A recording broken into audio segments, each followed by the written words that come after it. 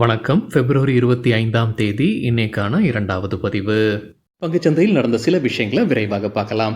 முக்கியமான தகவல், நான் செபி ரெஜிஸ்டர்ட் அட்வைசர் கிடையாது. நம்ம சேனல்ல இருந்து எப்போதுமே ஸ்டாக் ரெக்கமெண்டேஷன்ஸ் கிடையாது.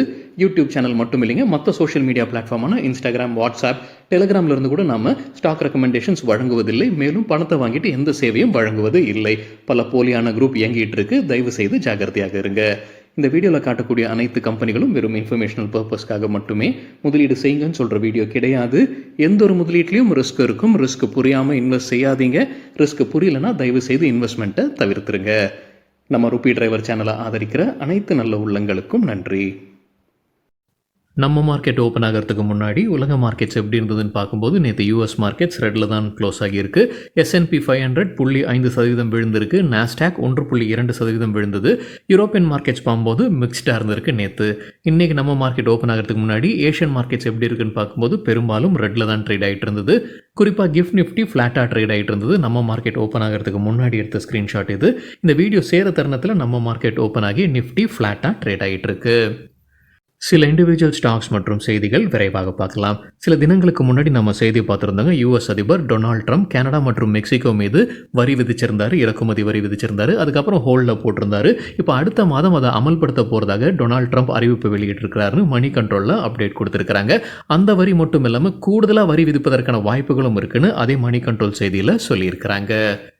பேங்க் ஆஃப் கொரியா இன்ட்ரெஸ்ட் ரேட்டை குறைச்சிருக்கிறாங்க. 25 பேசிஸ் பாயிண்ட்ஸ், அதாவது 0.25% பாயிண்ட்ஸை குறைச்சிருக்கிறாங்க. 2.75% தகவல் கிடைத்தது மணி கண்ட்ரோல்ல இருந்து. டாடா பிளே மற்றும் ஏர்டெல் டிடிஹெச் இணைவதற்கான வாய்ப்புகள் இருக்குது. அவங்க கடைசி கட்ட பேச்சுவார்த்தையில் இருக்கிறாங்கன்னு எக்கனாமிக் டைம்ஸில் தகவல் கொடுத்துருக்காங்க. டாடா பிளேயுடைய முன்ன பேர் டாடா ஸ்கை, அதுக்கப்புறம் டாடா பிளேயாக அவங்க பேரை மாற்றியிருக்கிறாங்க. ஏர்டெல் டிடிஹெச் டாடா பிளே இணைந்ததற்கு பிறகு ஏர்டெல் கைவசம் மெஜாரிட்டி ஸ்டேக் இருப்பதற்கான வாய்ப்பு இருக்குது. அதாவது 50% மேலே ஸ்டேக் ஏர்டெல் கைவசம் இருப்பதற்கான வாய்ப்பு இருக்குன்னு எக்கனாமிக் டைம்ஸில் அப்டேட் கொடுத்துருக்காங்க. 2016ஆம் ஆண்டில் வீடியோகான் D2H மற்றும் டிஷ் டிவி இணைந்திருக்கு. அதற்கு பிறகு அந்த செக்டரில் ஒரு பெரிய மர்ஜர் இதுதான் அதே செய்தியில் சொல்லியிருக்கிறாங்க. டாடா இன்வெஸ்ட்மெண்ட் கார்பரேஷன் இன்னைக்கு இன்ட்ராடேல நல்லா பர்ஃபார்ம் பண்ணியிருக்கிறாங்க. 7% அதிகரித்தது. மின் பத்திரிகையில் ஒரு அப்டேட் கொடுத்துருக்காங்க.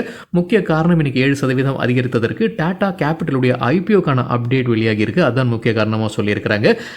NDTV ப்ராஃபிட் அதற்கான தகவல் கொடுத்துருக்காங்க. டாடா கேபிட்டலுடைய ஐபிஓ $1 பில்லியன் இருப்பதற்கான வாய்ப்பு இருக்கு.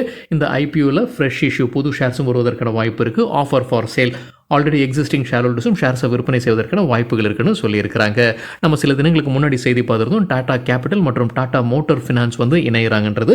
அது கடைசி கட்டத்தில் இருந்துகிட்டு இருக்கு. அந்த மர்ஜருக்கு பிறகு டாடா மோட்டார்ஸ் கைவசம் 4.7% ஸ்டேக் இருக்கும். டாடா இன்வெஸ்ட்மெண்ட் கார்பரேஷன் கிட்ட 2.7% ஸ்டேக் இருக்கும். இந்த ஆஃபர் ஃபார் சேல் அவங்களுடைய ஐபிஓ, டாடா கேபிட்டலுடைய ஐபிஓ வரும்போது இந்த ஆஃபர் ஃபார் சேல் வழியாக டாடா மோட்டார்ஸ் அவங்களுடைய ஷேர்ஸை விற்பனை செய்வதற்கான வாய்ப்புகள் இருக்கு. அதே போல டாடா சன்ஸ் அவங்களுடைய ஷேர்ஸை விற்பனை செய்வதற்கான வாய்ப்பு இருக்கு. மற்ற டாடா குரூப் நிறுவனங்களும் அவங்களுடைய ஷேர்ஸை விற்பனை செய்வதற்கான வாய்ப்பு இருக்குன்னு அந்த NDTV ப்ராஃபிட்ல அப்டேட் கொடுத்திருக்காங்க. அதானி எனர்ஜி சொல்யூஷன்ஸ்க்கு எலாரா கேபிட்டல் பை ரேட்டிங் கொடுத்திருக்காங்க. எதிர்பார்க்கிற டார்கெட் 930. நேற்று க்ளோசிங்ல இருந்து ஒப்பிடும்போது 39% அதிகரிப்பதற்கான வாய்ப்பு இருக்கு. இந்திய அரசு 13 ஏர்போர்ட்ஸ் உடைய பிரைவேட்டைசேஷன் வேலைகளை துவங்கி இருக்கிறாங்கன்னு எக்கனாமிக் டைம்ஸில் அப்டேட் கொடுத்துருக்காங்க. மினிஸ்ட்ரி ஆஃப் சிவில் ஏவியேஷன் மற்ற மினிஸ்ட்ரிஸுடன் பேச்சுவார்த்தையில் இருக்கிறாங்க, அறிவுரை கேட்டுட்டு இருக்கிறாங்க. நிதியாண்டு 2026 இந்த 13 ஏர்போர்ட்ஸ் உடைய பிரைவேட்டைசேஷன் நடப்பதற்கான வாய்ப்பு இருக்குன்னு எக்கனாமிக் டைம்ஸில் அப்டேட் கொடுத்துருக்காங்க. ஜென்சால் இன்ஜினியரிங் தரப்புல ஒரு அப்டேட் இருக்குது. அவங்களுடைய US சப்சிடரி தான் ஸ்கார்பியஸ் ட்ராக்கர்ஸ். அதை விற்பனை செய்கிறாங்க. 350 கோடி ரூபாய்க்கு விற்பனை செய்கிறாங்க. யார் வாங்குறாங்கன்றதை சொல்லலை. ஒரு பெரிய ரெனியூவல் எனர்ஜி சொல்யூஷன்ஸ் கம்பெனின்னு மட்டும் தான் சொல்லியிருக்கிறாங்க. USAல இருக்கக்கூடிய நிறுவனம். UCO bank, IOB, central bank மற்றும் பஞ்சாப் அண்ட் சிந்த் பேங்க் இன்றைக்கி நல்லா பர்ஃபார்ம் பண்ணியிருப்பதாக மணி கண்ட்ரோலில் அப்டேட் கொடுத்துருக்காங்க. அதற்கு முக்கிய காரணம் மத்திய அரசு அவங்களுடைய ஷேர்ஸை விற்பனை செய்வது குறித்து மறுபடியும் அவங்க அந்த ப்ராசஸை ஆரம்பிச்சிருக்கிறாங்கன்ற ஒரு ரிப்போர்ட் வெளியாகி இருக்கு. அரசு கைவசம் 90% மேலே ஸ்டேக் வைத்திருக்கிறாங்க இந்த நிறுவனங்களில். ஸோ அவங்க ஷேர்ஸை விற்பனை செய்வதற்கான ப்ராசஸை மறுபடியும் துவங்கி இருக்கிறாங்க. அதுதான் முக்கிய காரணம் இன்றைக்கி நல்லா பர்ஃபார்ம் பண்ணதற்குன்னு மணி கண்ட்ரோலில் தகவல் கொடுத்துருக்குறாங்க. மாருதி சுசுகி இந்தியா தரப்புல அப்டேட் இருக்கு. ஹரியானாவில் புது ஆலை அமைச்சிருக்கிறாங்க. அதோடைய கமர்ஷியல் ப்ரொடக்ஷன் இன்னைக்கு துவங்கி இருக்கிறாங்க. இந்த ஆலையுடைய உற்பத்தி திறன் ஆண்டு ஒன்றிற்கு 2.5 லட்சம் வாகனங்கள். லார்சன் அண்ட் டியூப்ரோ குறித்து CNBC TV 18 கிடைத்த ஒரு தகவல். சவுதி ஆராம்கோ கிட்ட இருந்து உங்களுக்கு ஒரு கான்ட்ராக்ட் கிடைச்சிருக்கு. 1.5 பில்லியன் கான்ட்ராக்ட் இது. $1.5 பில்லியன் கான்ட்ராக்ட் இது. Carbon capture and storage hub சம்பந்தமான கான்ட்ராக்ட். டெக்ஸ்மேக்கோ ரயில் தரப்புல வந்து ஒரு அப்டேட் இருக்குது. அவங்க நிவோமோ நிறுவனத்துடன் ஒரு மெமரண்டம் ஆஃப் அண்டர்ஸ்டாண்டிங்கில் கையெழுத்திட்டு இருக்கிறாங்க. ஹை ஸ்பீட் ரயில் சொல்யூஷன்ஸ் மற்றும் ப்ரிடிக்டிவ் ட்ராக் மெயின்டெனன்ஸ்க்கான மெமரண்டம் ஆஃப் அண்டர்ஸ்டாண்டிங் இது. பிஎன்பி பரிபாஸ் இந்தியா சில கம்பெனிகளுக்கு அவங்களுடைய ரேட்டிங்ஸ் மற்றும் டார்கெட் கொடுத்துருக்காங்க. ஐடிசிக்கு அவுட் பர்ஃபார்ம் ரேட்டிங் எதிர்பார்க்குற டார்கெட் 520. நேற்று க்ளோசிங்கில் இருந்து ஒப்பிடும்போது 29% அதிகரிப்பதற்கான வாய்ப்பு இருக்குது. ஜூபிலண்ட் ஃபுட்வொர்க்ஸ் இந்தியாவில் டாமினோஸ் பிஸா நடத்தக்கூடிய கம்பெனி, அவங்களுக்கு அண்டர் பர்ஃபார்ம் ரேட்டிங் எதிர்பார்க்குற டார்கெட் 460. டைட்டன் கம்பெனிக்கு அவுட் பர்ஃபார்ம் ரேட்டிங் எதிர்பார்க்குற டார்கெட் 4050.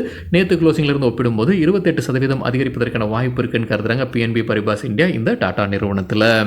ஆக்ஸான் நோபல் இந்தியா தரப்பில் வந்து ஒரு அப்டேட் இருக்குது. டியூலக்ஸ் பிராண்ட் வைத்திருக்கக்கூடிய கம்பெனி பெயிண்டிங் பிஸ்னஸில் இருக்கிறாங்க. அவங்களுடைய பேரண்ட் கம்பெனியான Akzo Nobel NV Akzo Nobel India கிட்டேருந்து பவுடர் கோட்டிங் பிஸ்னஸ் மற்றும் இன்டர்நேஷனல் ரிசர்ச் சென்டரை வாங்குறாங்க. பவுடர் கோட்டிங் பிஸ்னஸை 2073 கோடி ரூபாய்க்கும், இன்டர்நேஷனல் ரிசர்ச் சென்டரை 70 கோடி ரூபாய்க்கும் வாங்குறாங்க. யூபிஎல் குறித்து சிஎன்பிசி டிவி 8 கிடைத்த ஒரு தகவல். அவங்களுடைய சப்சிடரி நிறுவனம் யூகேல இருக்கக்கூடியது புது முதலீடு செய்கிறாங்க. அவங்களுடைய ஜாயிண்ட் வெஞ்சர் பிரேசில் இருக்கிறது தான் ஆரிஷியோ. அதில் $53.85 மில்லியன் முதலீடு செய்கிறாங்க. இந்த ஆரிஷியோன்றது யாருடனான ஜாயிண்ட் வெஞ்சர்? பஞ்சின்ற நிறுவனத்துடனான ஜாயிண்ட் வெஞ்சர். ஜொமேட்டோக்கு பர்ன்ஸ்டைன் அவுட் பர்ஃபார்ம் ரேட்டிங் கொடுத்துருக்காங்க. எதிர்பார்க்குற டார்கெட் $310. 39% அதிகரிப்பதற்கான வாய்ப்பு இருக்குன்னு நினைக்கிறாங்க. ஐஆர்இடிஏ குறித்தான ஒரு அப்டேட். ஷேர் ஹோல்டர்ஸ் ஒப்புதல் வழங்கியிருக்கிறாங்க ஃபண்ட் ரைசிங்க்கு. குவாலிஃபைட் இன்ஸ்டிடியூஷனல் பிளேஸ்மெண்ட் வழியாக ஃபண்ட் ரைசிங் பண்ணுறதுக்கு ஷேர் ஹோல்டர்ஸ் ஒப்புதல் வழங்கியிருக்கிறாங்க. 5000 கோடி ரூபாய் வரைக்கும் ஃபண்ட் ரைசிங் பண்ண போகிறாங்க இந்த QIP வழியாக. மத்திய அரசுக்கு 3700 கோடி ரூபாய் டிவிடெண்ட்ஸ் கிடைச்சிருக்கு. பிப்ரவரி மாதத்தில் 4 பப்ளிக் செக்டர் கம்பெனிஸ் கிட்டேருந்து எந்தெந்த கம்பெனிகள்? BPCL, கெயில் இந்தியா, ஹட்கோ மற்றும் National Small Industries Corporation. So பிப்ரவரி மாதத்தில் இந்த 4 கம்பெனிகிட்டேருந்து மத்திய அரசு கிடைத்த டிவிடெண்ட்ஸுடைய மதிப்பு 3700 கோடி ரூபாய். டிப்பம் ரிப்போர்ட் வெளியிட்டிருந்திருக்காங்க. டிப்பம்ன்றது department of investment and public asset management. தகவல் நமக்கு கிடைத்தது மின் பத்திரிகையிலிருந்து. கேம்லின் ஃபைன் சயின்சஸ் புது முதலீடு செய்கிறாங்க. வின்பை நிறுவனத்தில் 78.68% ஸ்டேக் வாங்குறாங்க. எவ்வளவு தொகைக்குன்றது சரியாக தெரியலைங்க. ஆனால் 3.3 மில்லியன் யூரோ நினைக்கிறேன். இன்னொரு முறை சரி பார்க்க வேண்டும். இந்த வின்பை அப்படின்றது ஃபுட், காஸ்மெட்டிக்ஸ் மற்றும் மெடிக்கல் இண்டஸ்ட்ரியை சார்ந்த நிறுவனம். சாம்பல் ஃபர்டிலைசர்ஸ்க்கு ரெலிகேர் புரோக்கிங் பை ரேட்டிங் கொடுத்துருக்காங்க. எதிர்பார்க்குற டார்கெட் $640. கொடுத்துருக்கிற கால அளவு அடுத்த 1-2 மாதங்கள். SBI கார்ட்ஸுக்கு மார்கன் ஸ்டான்லி தொடர்ந்து ஈக்குவல் வெயிட் ரேட்டிங் கொடுத்துருக்காங்க. எதிர்பார்க்குற டார்கெட் $685. நெஸ்லே இந்தியா குறித்து பிஸ்னஸ் ஸ்டாண்டர்ட்லேருந்து கிடைத்ததால் நம்ம முன்னே இந்த செய்தியை பார்த்துருந்தோங்க. அவங்க விலையை உயர்த்துவதற்கான வாய்ப்பு இருக்குது அவங்களுடைய ப்ராடக்ட்ஸ்க்கு. முக்கிய காரணம் அப்போ சொன்னது வந்து காஃபியுடைய விலை அதிகரிக்குது, அதனால் அவங்க விலையை உயர்த்துவதற்கான வாய்ப்பு இருக்குன்னு. இப்போ பிஸ்னஸ் ஸ்டாண்டர்டில் அதே மாதிரியான செய்தி தான் கொடுத்துருக்காங்க. அவங்க என்ன சொல்லியிருக்கிறாங்க? சமையல் எண்ணெய், காஃபி மற்றும் கொக்கோடைய விலை அதிகரிச்சிருக்கு. ஸோ அதை சமாளிப்பதற்காக நெஸ்லே இந்தியா அவங்களுடைய ப்ராடக்ட்ஸை வந்து உயர்த்துவதற்கான வாய்ப்பு இருக்குது. ஆனால் ரொம்ப அதிகமாக உயர்த்த மாட்டாங்க. எவ்வளவு உயர்த்தினா அவங்களுடைய வால்யூமில் பாதிப்பு இருக்காதோ அவ்வளவு உயர்த்தப்படும்னு சொல்லியிருக்கிறாங்க. கம்பெனியுடைய மேனேஜ்மெண்ட் பேட்டி கொடுத்துருக்காங்க பிஸ்னஸ் ஸ்டாண்டர்டுக்கு. மஹிந்திரா அண்ட் மஹிந்திரா குறித்து பிஸ்னஸ் ஸ்டாண்டர்ட்லேருந்து கிடைத்த ஒரு தகவல். அவங்களுடைய டொமஸ்டிக் டிராக்டர் மார்க்கெட்டில் அவங்களுடைய மார்க்கெட் ஷேர் 43.8%. நிதியாண்டு 2025 ஃபார்ம் எக்யூப்மெண்ட் செக்டரில் 1000 கோடி ரூபாய் சேல்ஸை எட்ட வேண்டும்ன்ற இலக்கு வைத்திருப்பதாக சொல்லியிருக்கிறாங்க மஹிந்திரா அண்ட் மஹிந்திரா. சில புரோக்கிங் கம்பெனி ஸ்டாக் ரெக்கமெண்டேஷன்ஸ் கொடுத்துருக்காங்க. எக்கனாமிக் டைம்ஸ்லேருந்து கிடைத்த தகவல். LKP செக்யூரிட்டிஸுடைய ரெக்கமெண்டேஷன்ஸில் JSW எனர்ஜிக்கு sell rating target 465, stop loss 486. வேதாந்தாக்கு sell rating target 400, stop loss 433. Adani வில்மருக்கு buy rating target 285, stop loss 254. Bonanza போர்ட்ஃபோலியோடைய பரிந்துரைகளில் பர்ஜர் பெயிண்ட்ஸ்க்கு buy rating target 540, stop loss 484. அவங்க சொல்லியிருக்கிற காரணம் டெய்லி சார்ட்டில் cup and handle pattern breakout நடந்திருப்பதாக சொல்லியிருக்கிறாங்க. கப் அண்ட் ஹேண்டில் பேட்டர்னா என்ன அப்படின்னு நம்ம வேறொரு வீடியோவில் டீட்டெயில்டாக பேசியிருக்கோம். அந்த வீடியோட லிங்க் இந்த வீடியோட டிஸ்கிரிப்ஷனில் இருக்குது. காமத் ஹோட்டல்ஸ்க்கு buy rating target 330, stop loss 270. சரிங்க, இதுதான் சில விஷயங்கள் என்னுடைய பார்வைக்கு எட்டியது. நன்றி, வணக்கம்.